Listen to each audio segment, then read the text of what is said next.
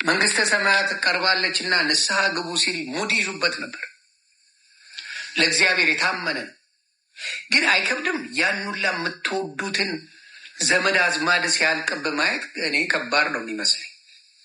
ለእግዚአብሔር የታመነ ነው። ግን ከኔ ኢማጂን የምታውቃቸው ከተማ ላይ ያሉት ሰዎች በሙሉ አልቀው አንተ ከነ ቤተሰብ ብቻ ስትቀር ከባድ ነው። እኔ ይከብደኛል ወይ በጣም ይከብዳል።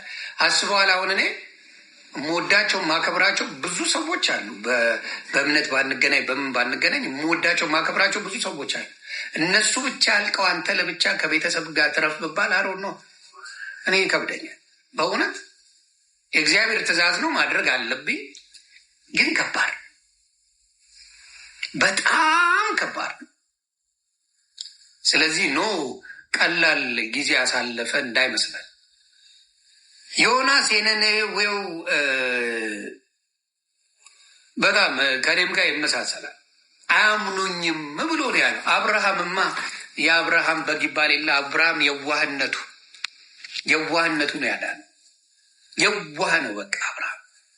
እግዚአብሔር በጣም የወደደው አንድ ልጁ ልክ እግዚአብሔር ክርስቶስን አንድያ ልጁ እንደሰጠን አንድ ልጅ ሰጥቶት እሱንም ሊወስደው ከሚስቱ አንድ ልጅ ነው የሰጠው። እሱንም ሊወስድበት አለ። እሺ ነው ያለው። በቃ ምንም ማድረግ አልቻለም። ብዙዎቻችን ይሄን እናደርገዋለን አናደርገውም፣ ግን ያደርጋል። የሰው ልጅ በአሁን ሰዓት የሚያደርገውን ልንገራችሁ። በሃይማኖት ያለ ሰው ልጁን ይክዳል። በሃይማኖት የሚያምን ሰው ልጁን ይክዳል። ሃይማኖት ያድነኛል ብሎ የሚያስብ ሰው በእስልምናም በኦርቶዶክስም ልጁን ይክዳል። አጋንንትዬ እርግጠኛ ሆኜ እናገራለሁ። እርግጠኛ ሆኜ የምናገረው በሙስሊም እምነት ያለ በኦርቶዶክስ እምነት ያለ ወንድሙን እህቱን ሃይማኖት ስለቀየረ ይክዳል። ወንድሜ አይደለም ከዛሬ ጀምሮ እህቴ አይደለሽም ከዛሬ ጀምሮ ተብሎ ይካዳል። ይሄ ሃይማኖትን ከማፍቀር የተነሳ የሚመጣ በሃይማኖት ድናለው የሚል አስተሳሰብ የሚመጣ ማንነት ነው። ይሄ ነገር አለ። ያሳዝናል። የስ ግን ኢትዮጵያ ውስጥ ደጋግሞ የተፈጠረ ማንነት ነው። ይሄ እጅግ የሚያሳዝን ማንነት።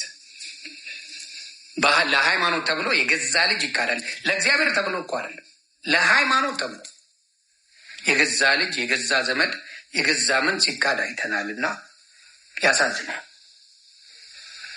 ስለዚህ ሃይማኖት እንደማያድን በዛ ታውቃለህ። የገዛ ልጅን ካስካደ ሃይማኖት አያድንም። የገዛ ልጅን የሚያስክድ የገዛ ልጅን የሚያስጠላ ዲያብሎስ እንጂ እግዚአብሔር ልጅን አያስጠላ። ዲያብሎስ ነው የሚያስጠላ። የገዛ ልጅን የሚያስጠላ ሃይማኖት።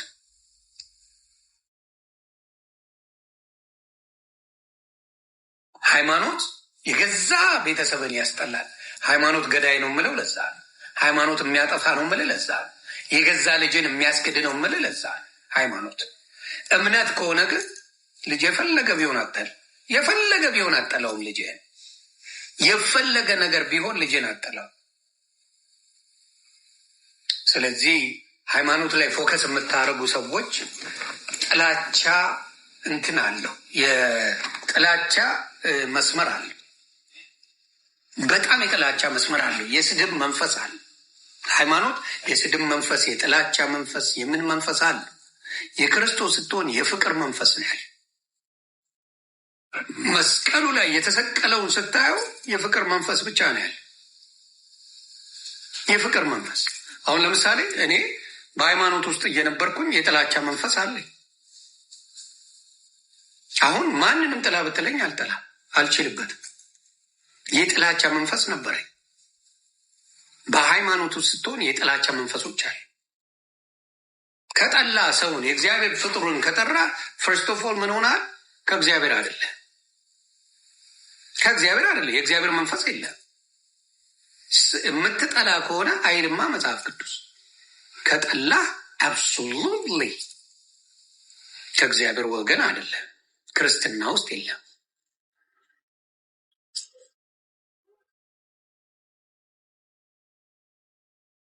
ያ ስለዚህ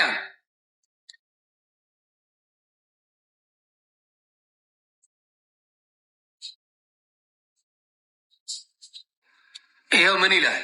ወንድሙን እህቱን ወይም አባትን እናትን ወይም ሚስትን ወይም ልጆችን ወይም እርሻን የተወ ሁሉ መጥቶ እጥፍ ይቀበላል፣ የዘላለም ሕይወት ይወርሳል ይላል መጽሐፍ ቅዱስ ማቴዎስ 19:29 ወንድሙን እህቱን ወይም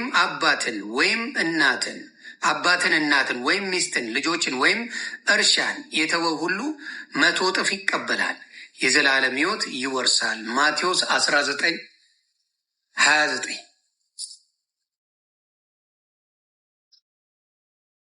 ስለዚህ ሁሉንም ለጌታ ብለህ ካደረግከው አብሶሉትሊ እጥፍ ድርብ አድርጎ ይመልስልሃል። እግዚአብሔር አምላክ ታማኝ አባት ስለሆነ ማለት ነው። ታማኝ አባት። ስለዚህ ብዙዎቻችን ለሰው ብለን የምናደርገው ነገር ብዙ ጊዜ ሰዎች ልንቀያየም እንችላለን። ሰው ነን፣ ስጋ ለባሽ ነን። ስጋ ለባሽ ይቀያየማል፣ ይደባበራል፣ ብዙ ይላል። ወንድሙን የሚጠላ ነፍሰ ገዳይ ነው። That's true.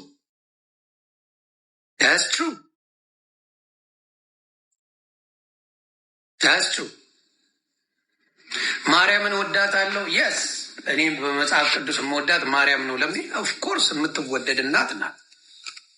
የስ አብሶሉትሊ ጌታ የእግዚአብሔር ክብር ማደሪያ የሆነች እናት ናት። ኦፍኮርስ በደንብ መወደድ አለባት። የተወደደች እናት ናት። የስ አብሶሉትሊ የስ ያ ማርያምን ካልወደድክ ክርስትና የለም።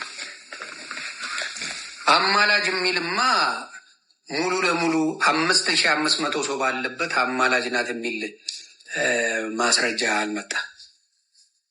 እሱማ አረጋገጠ፣ አብረን ያረጋገጠ። መልጃ የጌታ የኢየሱስ ስራ ነው። በሰውና በእግዚአብሔር መካከል የተሰጠን መካከለኛ ኢየሱስ ብቻ።